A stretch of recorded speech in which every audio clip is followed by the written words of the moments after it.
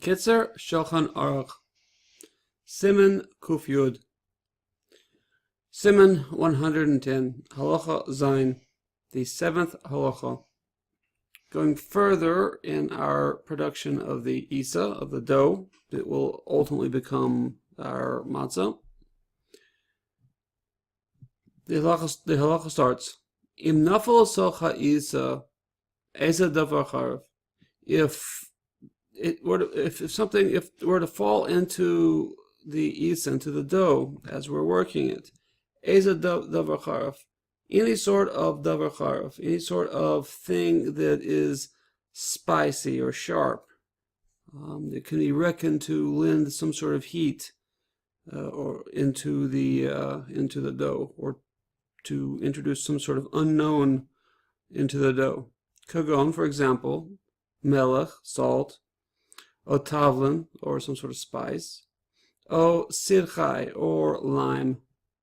Okay, so if these sort of things were to fall into the dough, and there's a certain chemical activity that all these things offer, would sort of interject into the dough. And I'm not a chemist, so I don't know if this would speed up or slow down the chametz process. But in the halacha, since these are unknowns, we treat it as if it speeds up the chametz process. So as such, we don't mess with it. Okay, so a fila mash, even for a little bit, the nilash basocha, and we've kneaded this thing into it. Kola isa asur, all the dough is asur. All that batch of dough is asur. We don't know what's there. I mean, anything that falls in, and we find it, or we become sure that something fell in, we don't really know what the quality it lends to the dough is. So we're concerned that it might make the chametz process speed up.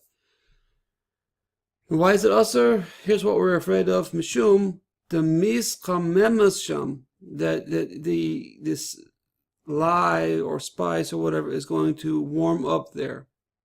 There's some sort of chemical reaction or some other means it's going to create more potential for chametz. And since we're concerned about that, it's no small loss to just throw out this one little batch of dough and start over. Okay. Further, v'im nimsa b'socha isa, we find inside the isa, in the midst of the isa, gorin tvua, some sort of grain, a corn of grain. Yito min ha'isa, we take from the isa, we take from the dough.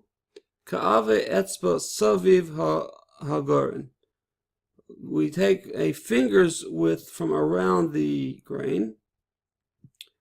V'yashlech, and we throw it out.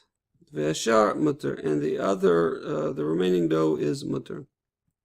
So in a time whenever they would grind everything with primitive means, it was much more common to find whole grains or pieces of grain that had not been properly ground within our flour, and as such, because they're whole, we're concerned that they will perhaps become chametz at a different rate and create problems for our dough. Okay, that's that halacha. I hope you enjoyed it. Join me next time for the next halacha. Kol tuv, hatzlacha rabba. We'll see you. Kol tuv.